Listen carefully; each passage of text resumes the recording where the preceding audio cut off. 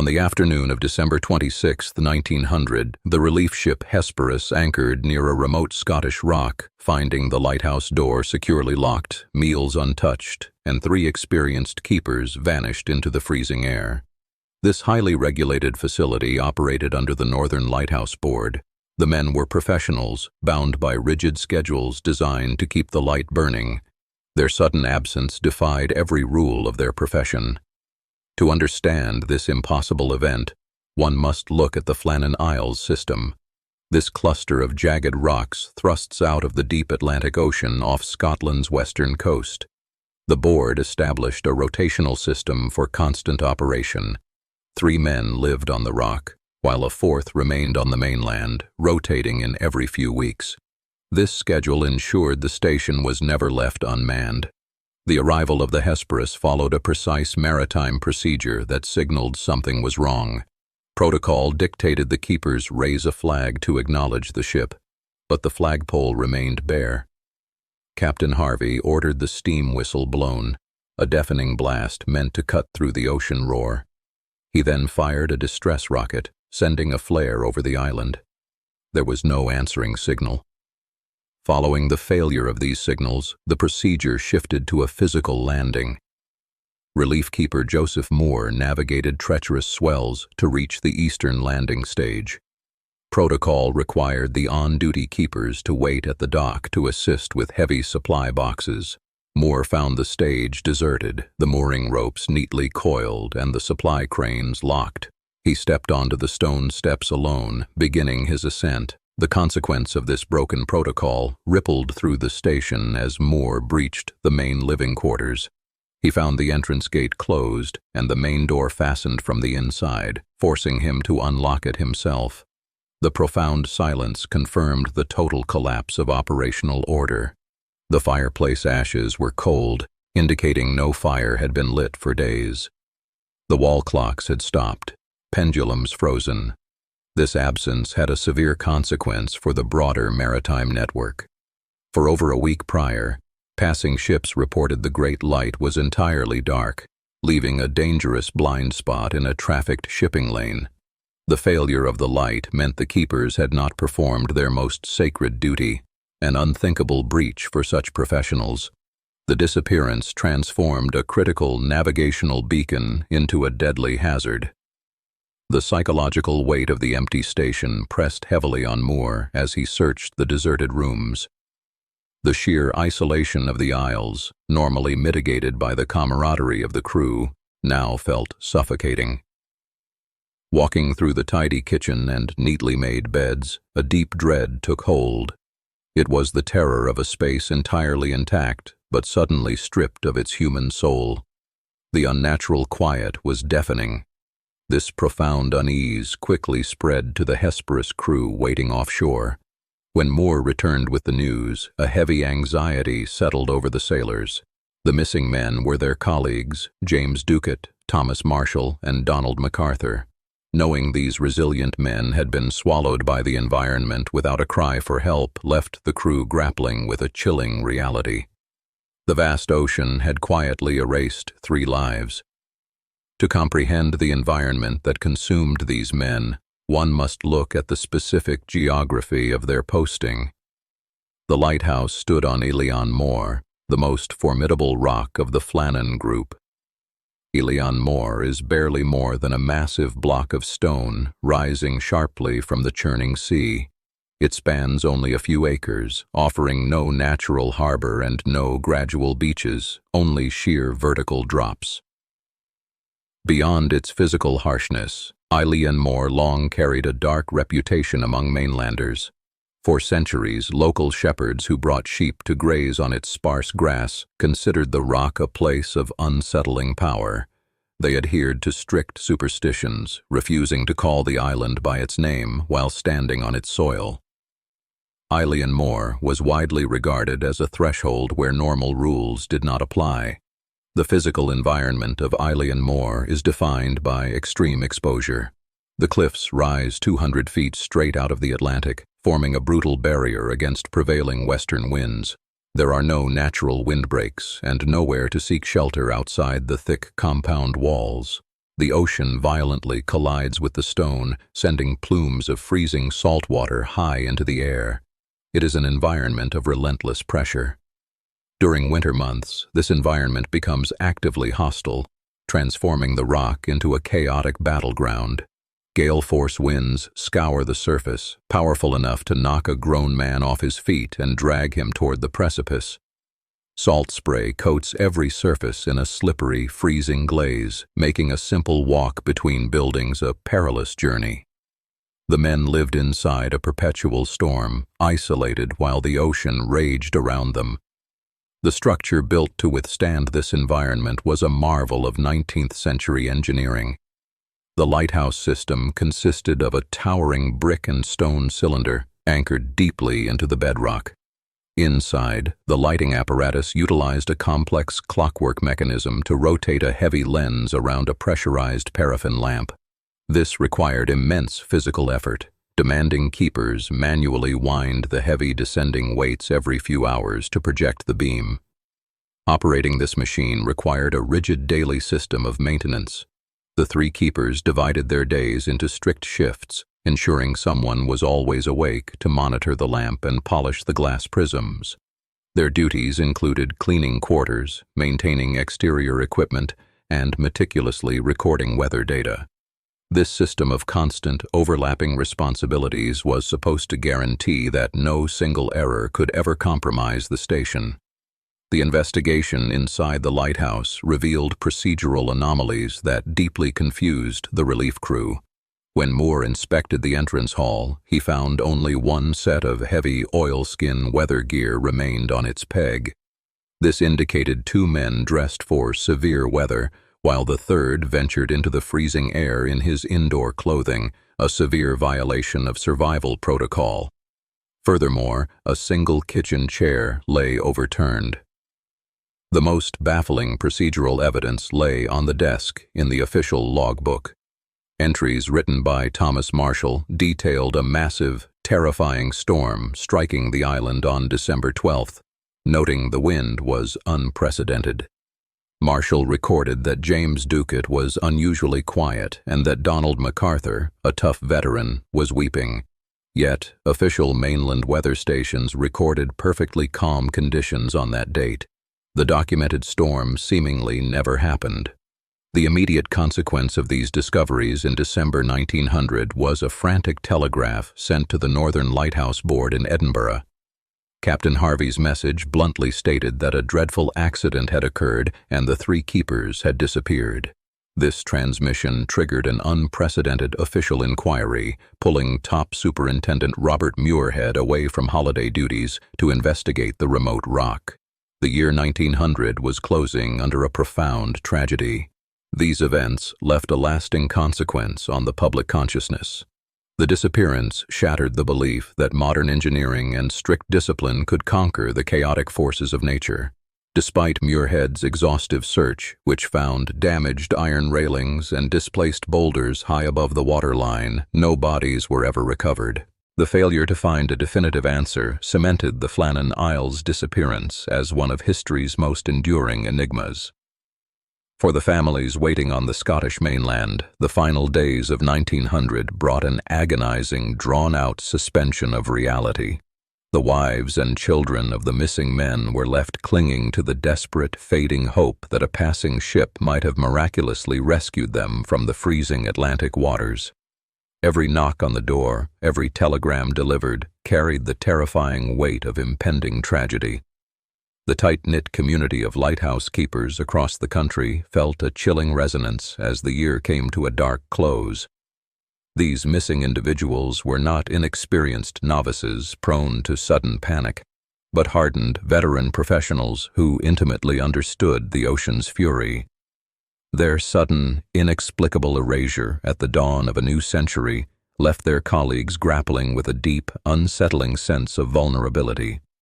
The sheer impossibility of the disappearance forced investigators to pivot quickly from communal mourning to intense, forensic scrutiny. To understand how three seasoned mariners could simply cease to exist, authorities had to step back from the emotional toll and meticulously reconstruct the final known hours on the rock. The mystery demanded a rigorous, cold examination of the physical space they left behind. The focus of the official inquiry shifted entirely to the silent, undisturbed remnants resting inside the living quarters. The investigators walked into a confined space, suspended entirely in time, searching the shadows for any fragment of logic that could explain the sudden void. Every mundane object left in the room became a potential witness to the moments immediately preceding the vanishing. Inside the lighthouse, the atmosphere was suffocatingly still, presenting a scene of baffling domestic normalcy. The heavy entrance doors were firmly shut and locked from the inside, a crucial detail that immediately dismantled the logic of a forced exit or an intruder. In the kitchen, a cold, untouched meal sat neatly on the wooden table, waiting for men who would never return to eat it. A single overturned chair lay on the stone floor, suggesting a moment of sudden, violent urgency that abruptly interrupted their evening routine. Above them, the station's mechanical clocks had wound down to a complete halt, freezing the living quarters in an eerie, timeless silence. The heavy, damp air of the Flannan Isles seemed to amplify the absolute emptiness of the towering stone structure. Making sense of this silent tomb required decoding the official records left by Second Assistant Keeper Thomas Marshall. The Northern Lighthouse Board required its keepers to maintain a rigid, standardized system of meteorological and operational logging. This system was meticulously designed to capture empirical data, creating a logbook that was supposed to be completely devoid of subjective emotion, fear, or personal narrative. Under normal circumstances, this logging system mandated precise notations of wind direction, barometric pressure, and routine maintenance tasks. Thomas was trained to act as an objective instrument of the state, filtering the chaotic, unpredictable environment of the ocean through a lens of strict scientific observation. The logbook served as the central nervous system of the station, tracking the steady heartbeat of their daily operations. Investigators scrutinized the exact sequence of written entries leading up to the disaster, looking for the slightest deviation from protocol. Thomas had meticulously noted the cleaning of the lenses and the trimming of the wicks, confirming that standard operational procedures were followed flawlessly until December 12th. His handwriting in these early entries was perfectly steady, reflecting a man fully in control of his demanding duties. The reliable procedural chain broke abruptly on December 15th, marking his final interaction with the official record. His last, hastily scribbled note on the slate bypassed all standard meteorological metrics and operational updates. He simply recorded that the storm had ended, the sea was calm, and God was over all, entirely abandoning the rigid formatting and emotional detachment he had practiced for years. The immediate result of analyzing these erratic entries was a deep sense of bureaucratic confusion and alarm among the investigators. The Northern Lighthouse Board could not reconcile the apocalyptic descriptions of weather written by Marshall with the perfectly calm meteorological data recorded by nearby mainland stations on those exact dates. The written evidence on the page directly contradicted the known physical reality of the region.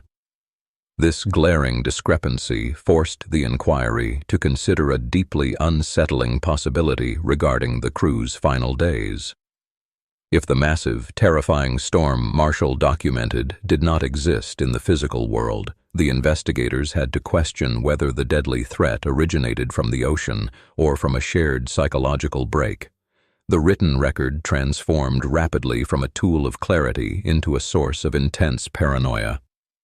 Reading this descent from a clinical observer to a terrified captive sent a shockwave of dread through the investigating committee. The image of a seasoned keeper abandoning his lifelong training to write desperate, frantic prayers exposed a terrifying human vulnerability. It suggested an unseen, psychological pressure so overwhelming that it completely shattered the mental fortitude of a man chosen specifically for his resilience. The entries painted a claustrophobic nightmare of three men trapped in a towering stone cylinder, waiting helplessly for an invisible doom.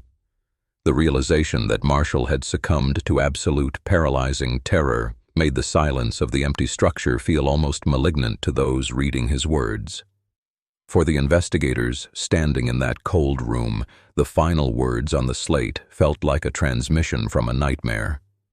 To understand how strict discipline and protocol collapsed so completely, the inquiry had to look beyond the man holding the pen. The immense psychological burden of the entire remote station ultimately rested on the shoulders of its commanding officer, Principal Keeper James Ducat. His seasoned leadership was the invisible tether meant to keep the crew grounded and focused during times of intense isolation or unforeseen crisis.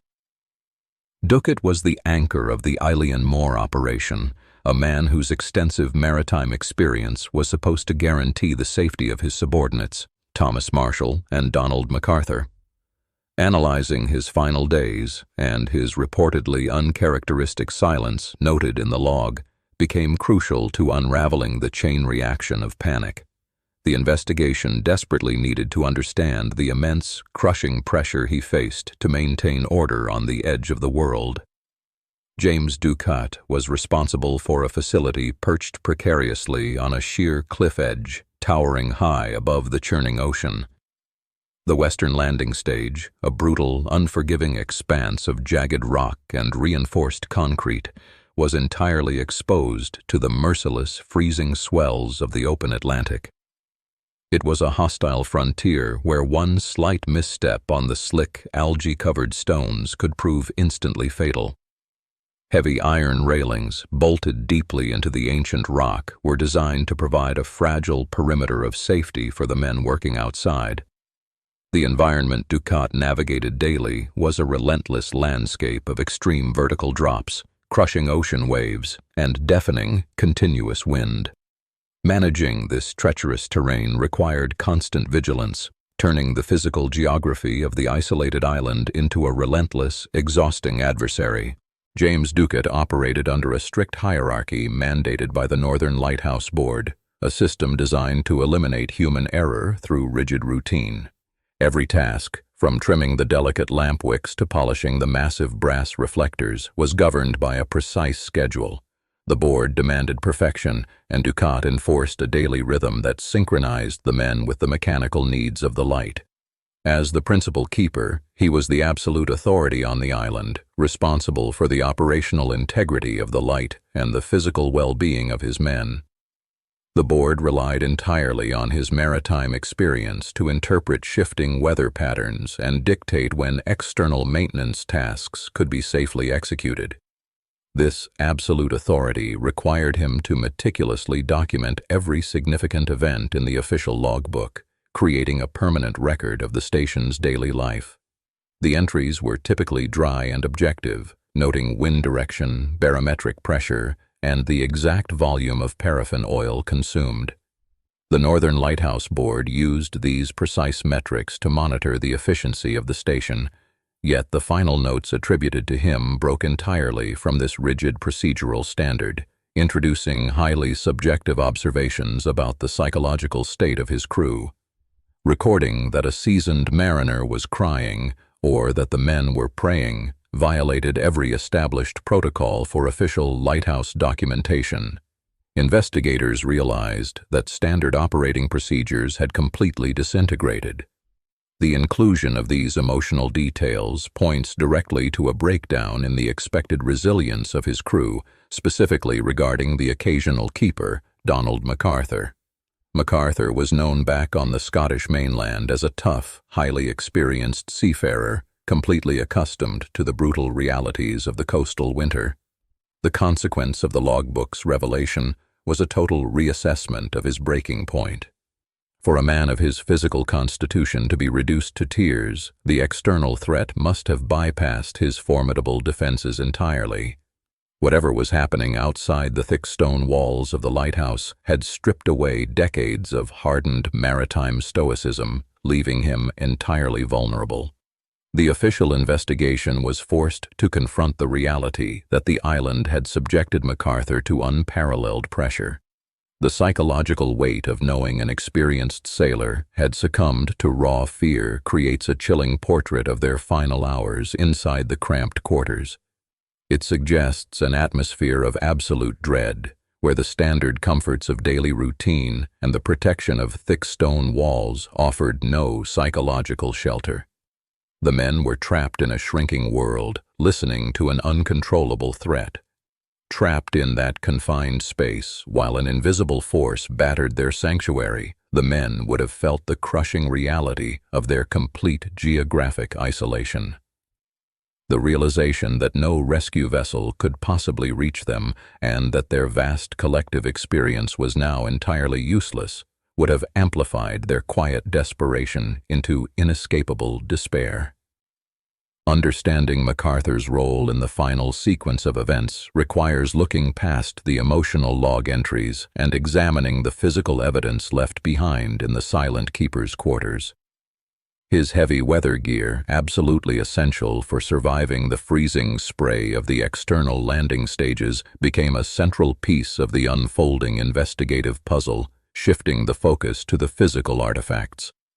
When the relief crew finally breached the cold, empty lighthouse, they systematically checked the entrance hall, where the men traditionally stored their protective outer clothing. They discovered that while 2 sets of heavy oilskins were missing from the rack, MacArthur's thick canvas coat remained undisturbed on its designated wooden peg. This single piece of undisturbed clothing redefined the rapid sequence of decisions made inside. Stepping outside into a North Atlantic winter storm without this thick, waterproof canvas was an act of guaranteed physical suffering, exposing the human body to lethal elements. The wind rushing over the sheer cliffs carried a freezing, high-velocity mixture of rain and corrosive salt spray that could induce severe hypothermia in minutes. The air itself became a weapon. The path from the lighthouse down to the western landing was a steep, highly exposed descent over uneven granite, perpetually slick with seafoam and green algae. Without his heavy coat, a man navigating this jagged, windswept corridor would be entirely at the mercy of the plunging temperatures and blinding sea spray. Entering it unprotected was a clear indicator of a panicked rush. The operational guidelines governing the Flannan station explicitly mandated that one keeper must remain inside the living quarters at all times.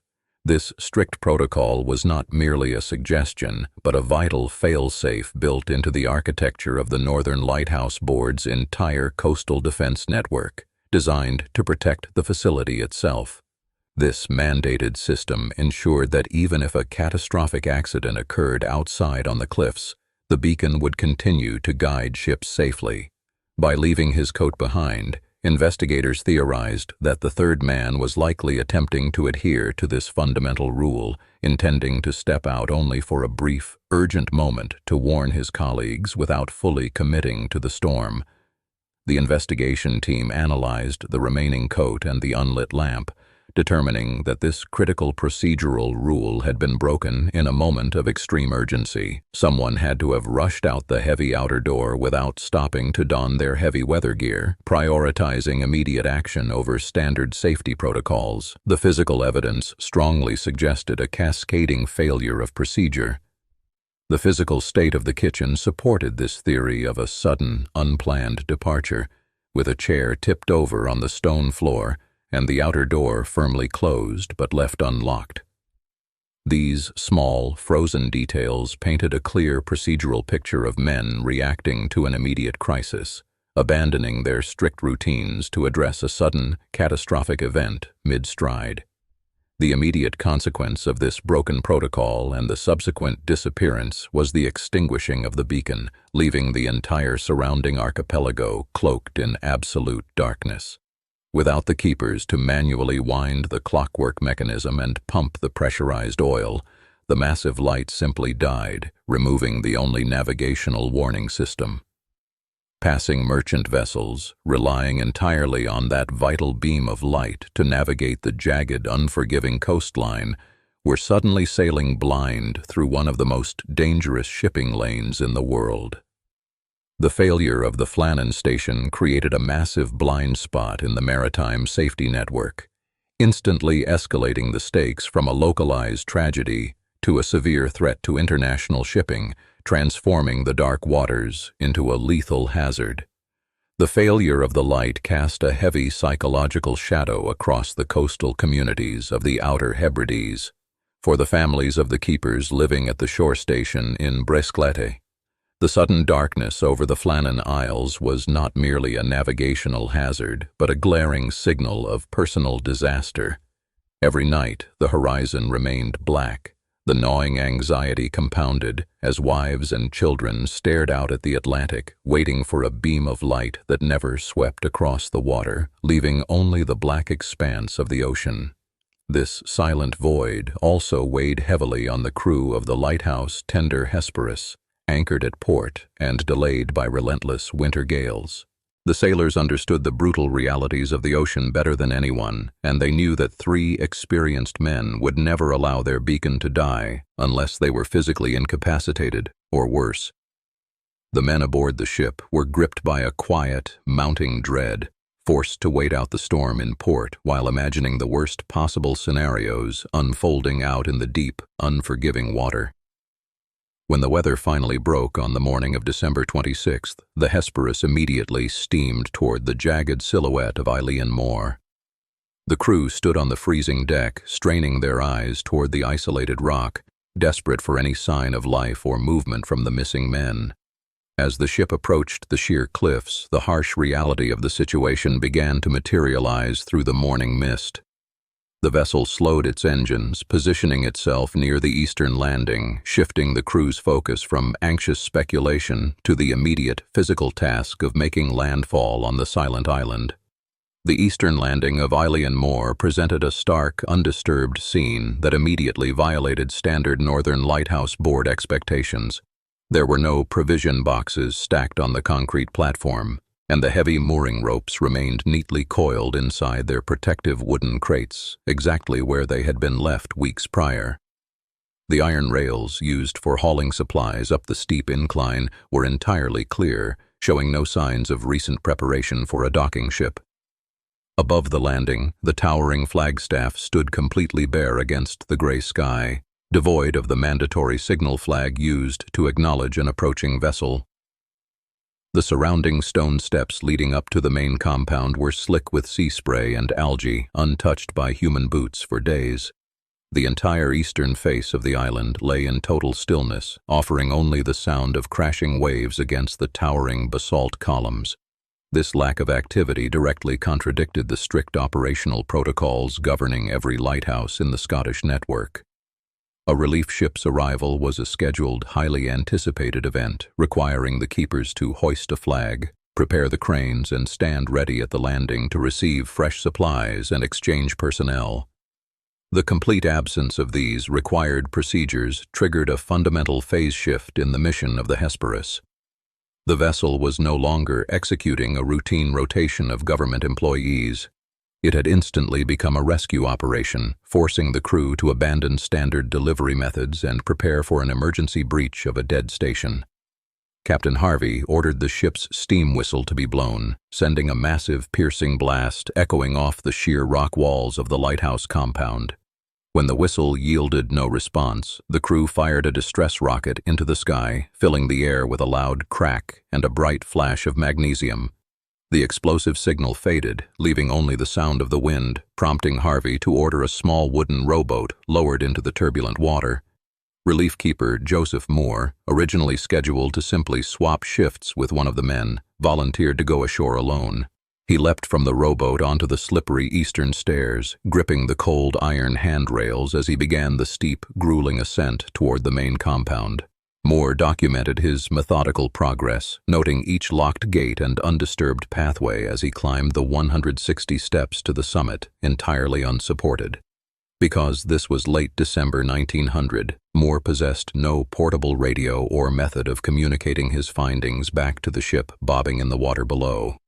He was completely cut off from his crewmates, bearing the sole responsibility of discovering what had silenced the station.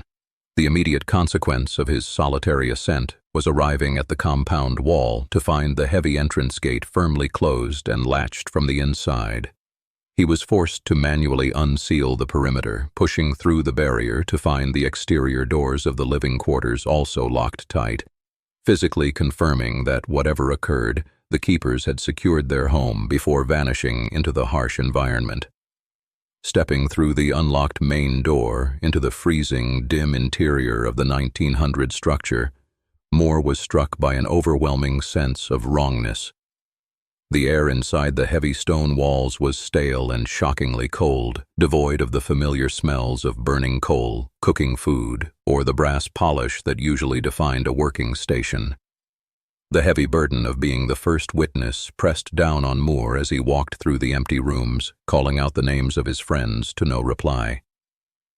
He stood alone in the silent kitchen, absorbing the oppressive emptiness, fully realizing that the three men he had expected to greet were simply gone, leaving him entirely isolated with a burgeoning tragedy that defied all logic. Unable to bear the silence of the disappearance any longer, Mor turned and sprinted back out into the freezing wind, racing down the steep stone stairs to the eastern landing. He desperately signaled to the Hesperus, waving his arms to indicate that the station was completely abandoned. Captain Harvey immediately dispatched 2 more sailors in the rowboat to join Mor on the island, shifting the operation from a solitary reconnaissance to a coordinated physical hunt. The reinforced team gathered at the summit, dividing the small acreage of the island into sectors to systematically comb the terrain for any trace of the missing men. The search party eventually made their way to the western landing, a treacherous area directly exposed to the full, unbroken fury of the Atlantic Ocean. Here, the physical environment presented a scene of massive, recent destruction that stood in stark contrast to the tidy, locked living quarters at the top of the cliff. The heavy iron railings, designed to withstand severe weather, were twisted and bent entirely out of shape by an unimaginable weight. Further up the cliff face, more than 100 feet above standard sea level, the turf was violently ripped from the bedrock, leaving ragged scars in the earth. A massive boulder, weighing over a ton, had been displaced and shoved across the concrete path, while heavy supply boxes were smashed to splinters and scattered. The landscape itself held the physical scars of an immense, localized impact, offering the searchers their first tangible clues to the violent, chaotic forces that had recently swept across the isolated rock. Second Assistant Keeper Thomas Marshall was responsible for maintaining the station's official weather logs, a duty that required precise daily measurements. The Northern Lighthouse Board operated on a strict system of meteorological reporting, demanding that keepers record wind direction, barometric pressure, and sea conditions at specific intervals. This data was not just for historical records, but served as a crucial early warning network for maritime traffic across the treacherous Hebridean shipping lanes. Under standard operational guidelines, keepers first noted these observations on a temporary chalk slate located in the living quarters. Once a storm passed or a shift ended, the principal keeper would verify the slate's data before permanently transcribing it into the official bound logbook. This dual-entry system ensured accuracy and provided a backup in case the primary book was ever damaged by the damp, salty air that permeated the station. When Superintendent Robert Muirhead reviewed the recovered materials from the lighthouse, he immediately focused on the temporary slate left on the table. The official logbook had been completed only up to December 13th, but the slate contained Marshall's rough notes spanning the next 2 days. Muirhead carefully documented these final, hastily written entries, noting a distinct shift in the usual clinical language required by the board. On December 14th, Marshall recorded severe winds and noted that the principal keeper had been unusually quiet. By noon on December 15th, the final entry simply stated that the storm had ended and the sea was calm. Muirhead cross-referenced these dates with mainland weather stations, discovering a massive discrepancy that would become the central anomaly of the entire investigation. The immediate consequence of Thomas Marshall's final slate entries was a complete disruption of the established timeline. Mainland records showed no severe storms hitting the Hebrides on December 14th, meaning the catastrophic weather described in the lighthouse was either highly localized or entirely fabricated. This impossible weather report forced the investigators to question the mental state of the men rather than just the physical evidence of the damaged landing.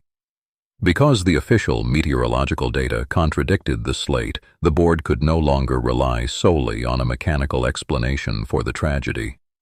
The inquiry had to expand its scope, treating the isolated rock not just as the site of a structural failure, but as a pressure cooker that had somehow warped the perceptions of experienced mariners. The missing men were now subjects of a psychological audit, their final days scrutinized for any sign of fracture. Reading the slate notes brought a heavy, uncomfortable silence over the investigating board. Marshall had written that he himself had been crying, a startling admission from a hardened, experienced sailor who had spent years facing the worst weather the Atlantic could produce. This was a man who had navigated deadly storms without batting an eye, yet something on that rock had reduced him to tears. The realization that these stoic professionals had been pushed to their absolute breaking point stripped away the protective detachment of the official inquiry. Investigators were forced to imagine the sheer isolation of the living quarters during those final hours, listening to an invisible threat while entirely cut off from the rest of humanity. The image of 3 seasoned men huddled in a locked room, waiting for an end they could not fight, cast a long shadow over the families they left behind.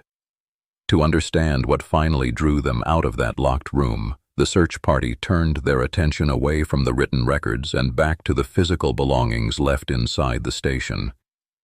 They needed to know what principal keeper James Ducat was doing in the moments before the station went silent. The clues lay not in what was written, but in what was left hanging on the brass hooks by the main door. The investigators walked back up the long concrete stairs from the ruined western landing, re-entering the cramped, quiet living space of the lighthouse. By cataloging exactly which pieces of heavy weather gear were missing, they hoped to reconstruct the final, fatal sequence of events. Every missing boot and every remaining coat became a critical puzzle piece in mapping their last movements. Inside the entrance hall, the heavy storm oilskins belonging to James Ducat were conspicuously absent from their designated pegs. The small circular room smelled faintly of lamp oil and damp wool, with the polished brass fittings reflecting the dull winter light filtering through the narrow windows. On the floor below his empty peg, a pair of indoor canvas shoes sat neatly aligned, indicating he had deliberately changed into his heavy outdoor boots. The rest of the principal keeper's personal space remained perfectly undisturbed, frozen in domestic routine. His bunk was made with military precision, the heavy woolen blankets pulled tight and flat without a single wrinkle. A half-eaten meal of cold meats and pickles sat on the wooden table nearby, alongside an upright chair that had been pushed back in a hurry, its legs scraping a faint mark into the wooden floorboards. The absence of James Ducat's foul weather gear immediately triggered a review of the strict operational protocols governing all Northern Lighthouse Board stations. The regulations explicitly mandated that a lighthouse must never be left completely unattended, regardless of the emergency. One man was always required to remain inside the living quarters to protect the light mechanism and ensure the station remained operational. The principal keeper held absolute authority over this rule, acting as the final decision-maker for all personnel movements on the island. If 2 men were required outside to secure equipment or perform repairs, the 3rd man was legally bound to lock the heavy outer doors from the inside and wait. Violating this core directive was a fireable offense, designed specifically to prevent the exact scenario that had just unfolded on the island. Superintendent Muirhead meticulously documented the missing gear, noting that alongside Ducat's oilskins, Thomas Marshall's heavy weather coat and sea boots were also gone. This meant the principal keeper had authorized a 2-man excursion down to the landings, likely to secure the supply boxes that were later found smashed by the western crane. Muirhead recorded this authorized departure as standard procedure for securing station property during a sudden squall. The critical breach of protocol occurred with the third set of equipment. Muirhead inspected the final peg and found the heavy oilskin coat belonging to the third crew member still hanging securely on its brass hook. He cross-referenced the inventory list, confirming that the station's only remaining set of foul weather gear had not been touched, leaving a glaring hole in the timeline of their departure. The immediate consequence of finding that final coat was the realization that occasional keeper Donald MacArthur had left the safety of the lighthouse entirely unprotected against the elements. Because his heavy oilskins remained inside, investigators deduced he must have rushed out the door in his indoor uniform, likely in a state of absolute panic. This impulsive exit meant whatever drew him outside was so urgent it superseded both his survival instincts and the strictest rules of his profession. By abandoning his post in his shirt sleeves, MacArthur unknowingly sealed the fate of the entire crew. With all three men now exposed on the treacherous, slippery cliffs of the island, there was no one left inside to throw a lifeline, sound a warning, or secure the heavy iron doors behind them. The station was completely abandoned to the mercy of the Atlantic, leaving the men entirely vulnerable to the catastrophic force that was about to strike the western landing. The realization that Donald MacArthur fled into a winter gale without his protective gear shifted the investigation from a mystery of protocol to a tragedy of human panic. For an experienced seafarer to abandon his heavy weather coat meant his mind was gripped by an overriding, immediate urgency. He knew the rules of survival, yet he chose to ignore them entirely. Investigators standing in the cramped entrance hall could easily imagine the raw adrenaline that must have pushed him through the heavy iron door. The sheer desperation required to run into freezing rain in a simple indoor uniform painted a grim picture of a man racing to save his colleagues, knowing full well he might not return from the cliffs. Stepping over the threshold where MacArthur made his final departure, the search party turned their attention toward the violent landscape outside. They needed to trace the exact path the occasional keeper would have taken as he sprinted blindly down the rocky incline toward the water. The route from the lighthouse door down to the western landing was treacherous, even on a calm, dry summer afternoon. In the grip of a December storm, that same narrow path became a deadly gauntlet of slippery moss, jagged stone, and blinding sea spray that obscured the drop below. The western landing of the island was essentially a steep, unforgiving gouge cut directly into the side of a massive rock face. A series of narrow steps had been carved straight into the bedrock, leading down to a flat concrete mooring platform that sat precariously close to the churning water of the Atlantic. Heavy iron railings, bolted deep into the stone, lined the descent to provide a fragile handhold against the relentless offshore wind. Below this man-made path, the ocean slammed into the base of the cliff, sending heavy spray hundreds of feet into the air and coating every surface in a layer of slick, freezing brine. The unique underwater topography of the Flannan Isles creates a natural funnel for these massive ocean swells. When deep-water waves strike the sudden vertical wall of the continental shelf, all their forward momentum is violently forced upward, leaving the energy nowhere to go but into the sky. This geological mechanism can transform a standard heavy sea into a localized, catastrophic surge of water. A wave that measures 20 feet in the open ocean can suddenly compress and climb the rock face, reaching heights that easily overtop the lower cliffs of the island and engulf anything standing there. Superintendent Muirhead meticulously documented the physical damage at the western landing to reconstruct the exact scale of the water's impact. He noted that thick iron railings, forged to withstand immense pressure and bolted into solid rock, had been bent completely out of shape and twisted like cheap wire. Further up the cliff, at a remarkable height of more than 110 feet above sea level, a heavy supply box had been smashed open, its contents scattered across the rock. Muirhead recorded these precise measurements in his official log, using the debris field to calculate the exact trajectory and devastating force of the rogue wave that had struck the island.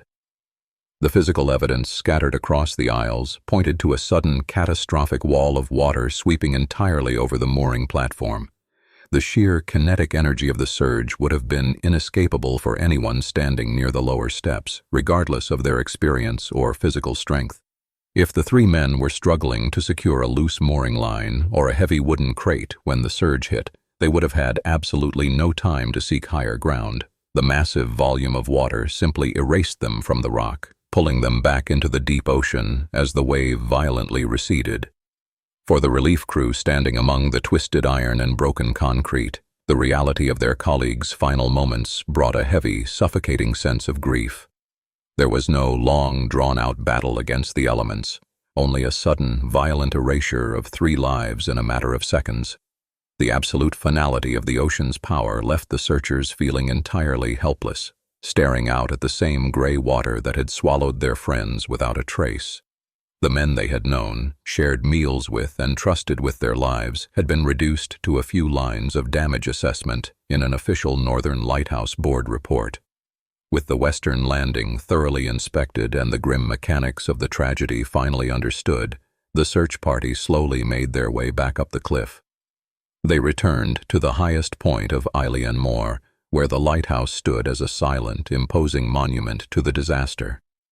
The physical journey back up the rock felt entirely different now that the ultimate fate of the keepers was known to the crew. Every step away from the churning ocean was a deliberate retreat from a vast, watery graveyard that offered no bodies to recover and no closure to families. Inside the main tower of Eilean Mor, the air had grown stale and bitterly cold after days without a burning fire in the grate. The thick stone walls, designed specifically to keep out the roar of the ocean, now trapped a heavy, absolute silence that seemed to press uncomfortably against the eardrums of the searchers. Shadows lengthened across the curved hallway as the weak winter sun began to set outside the narrow glass windows. The stopped clock on the wall and the untouched plates on the kitchen table remained frozen in time, perfectly preserving the exact moment the lighthouse lost its crew to the sea.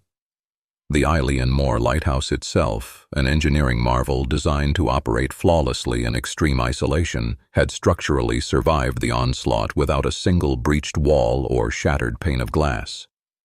To understand how such a secure facility could be emptied of its human occupants, investigators had to examine the precise operational protocols governing the station. Every piece of internal equipment operated on a strict, redundant system designed to prevent human error and withstand the brutal North Atlantic storms. The unyielding physical integrity of the main tower proved that whatever extracted the men did not penetrate their primary sanctuary, shifting the investigative focus entirely to the exterior compounds and the mechanical procedures required to maintain them.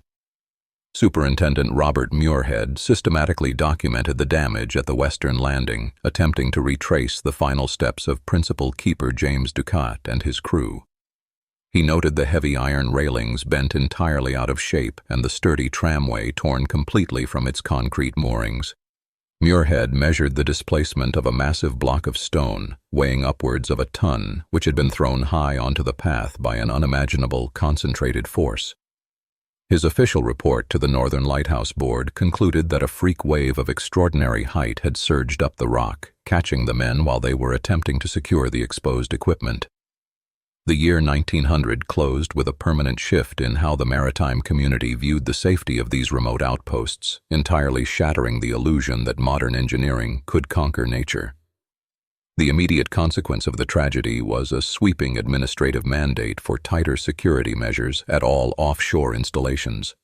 New operational regulations strictly prohibited crews from venturing down to the lower landings during severe weather, regardless of the immediate risk to the mechanical equipment stored there. The financial cost of replacing a crushed crane or a lost supply box was finally deemed secondary to the unpredictable, lethal reach of the towering rogue waves. For the families left behind on the mainland, these revised safety protocols offered absolutely no comfort, yielding only a bitter realization that their loved ones had died protecting replaceable iron and rope. The widow of James Ducat and the grieving family of Donald MacArthur faced a harsh, newly empty reality, heavily burdened by the knowledge that the men had simply been erased by the sea.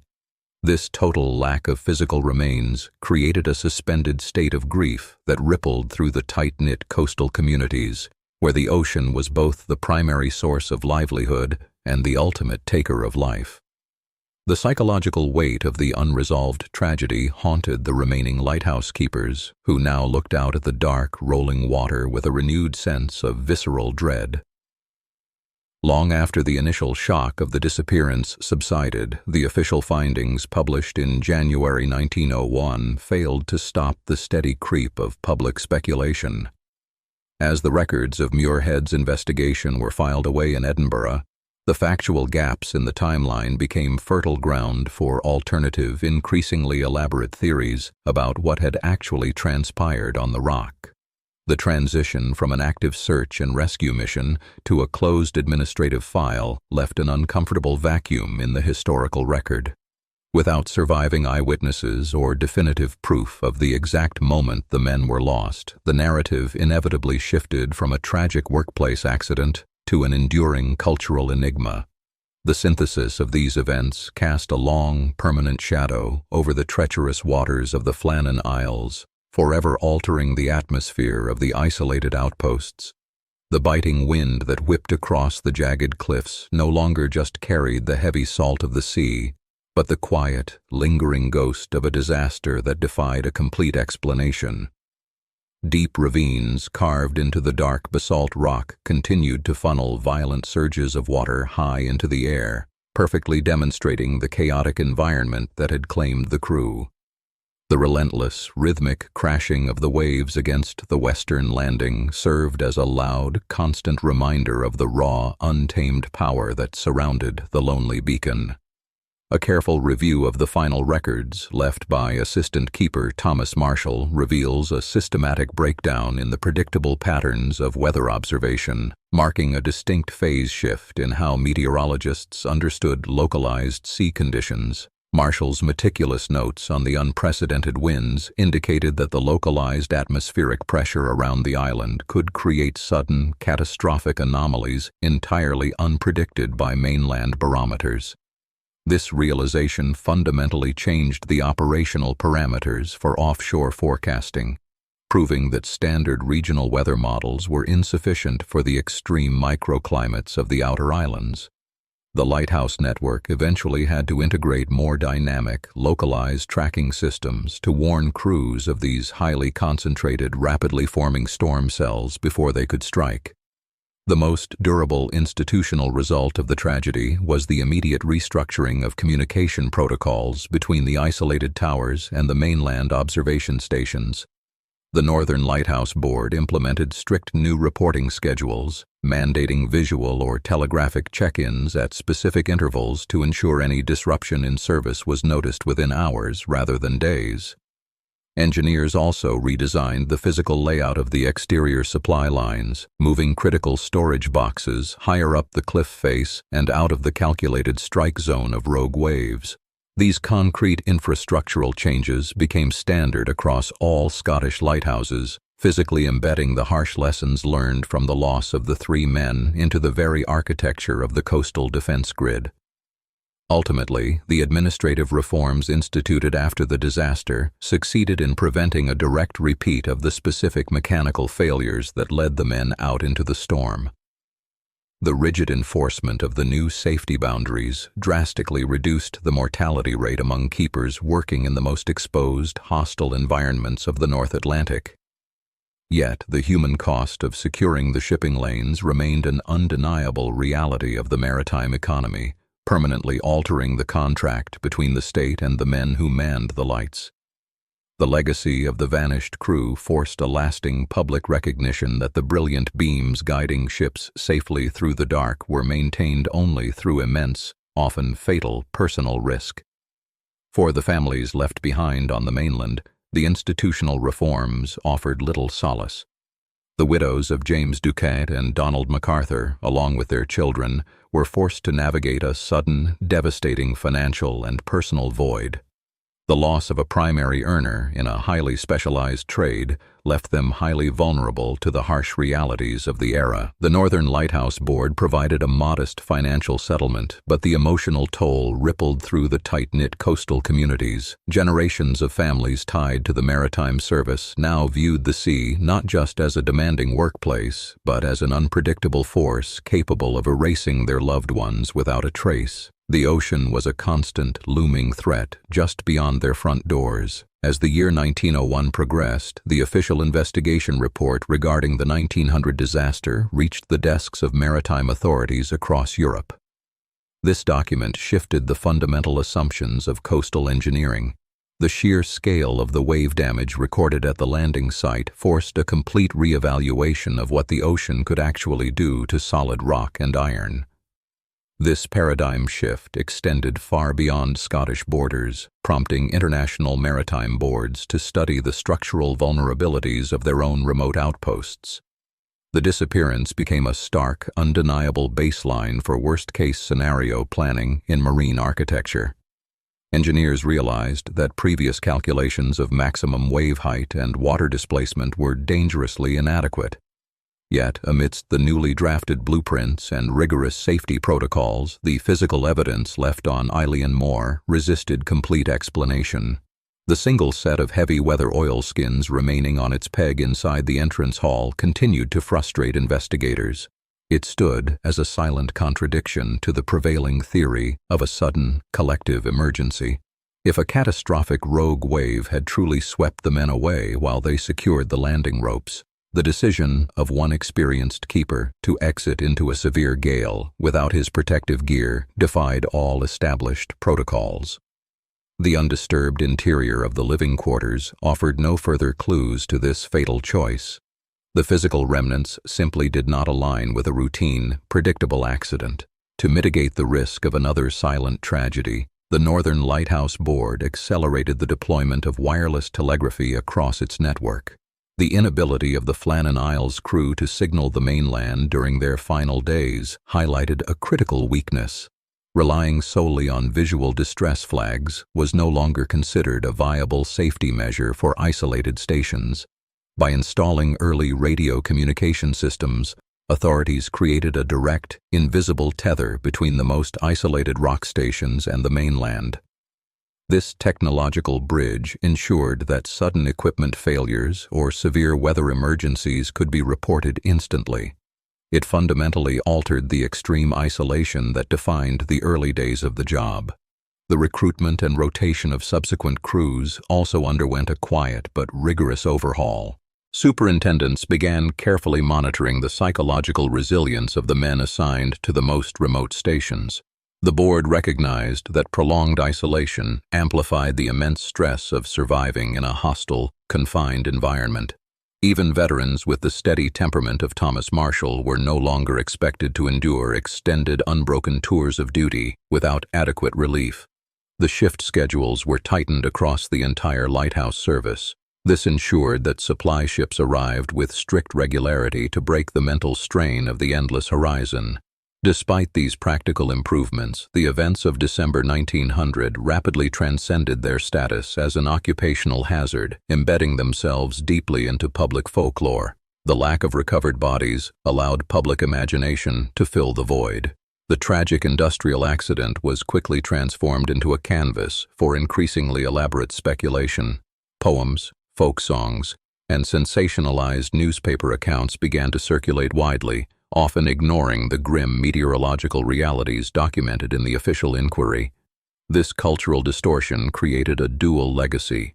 The actual men who lived and worked on the rock were slowly overshadowed by the enduring myth of a supernatural vanishing.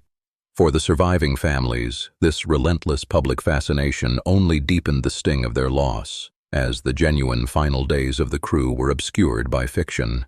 The strange, subjective entries allegedly found in the station logbook only fueled this enduring anxiety.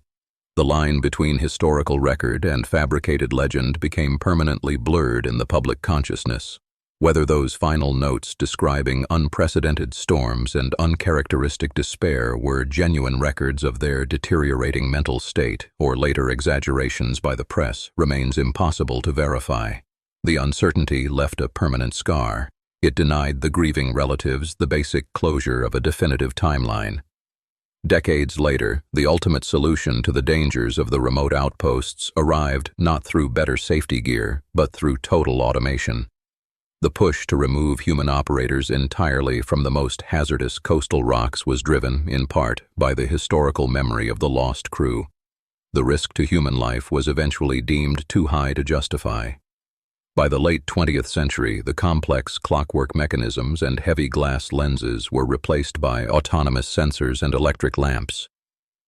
The era of the resident keeper slowly drew to a close. This technological shift left the massive stone structures to stand alone against the Atlantic storms, guided only by remote computers. Today, the lighthouse on Eilean Mor continues to flash its warning across the dark water, operated entirely by remote telemetry from the mainland. The heavy iron doors and reinforced glass panes remain intact against the elements. They guard empty, silent rooms where 3 men once lived, worked, and maintained the vital light. The stone steps leading down to the western landing site are still battered by the identical currents that swept the island over a century ago. The physical landscape stands as a quiet monument. It represents the inherent, often fatal friction between human engineering and the immense, indifferent power of the ocean. The 1900 investigation altered how maritime authorities understood the mental toll of extreme isolation. Previously, the Northern Lighthouse Board assumed strict discipline, maintained order. The loss of Thomas Marshall, James Ducat, and Donald MacArthur forced a systemic reevaluation. Administrators recognized that the Flannan Isles required more than physical endurance. This realization shifted institutional protocols, establishing shorter rotation cycles for keepers.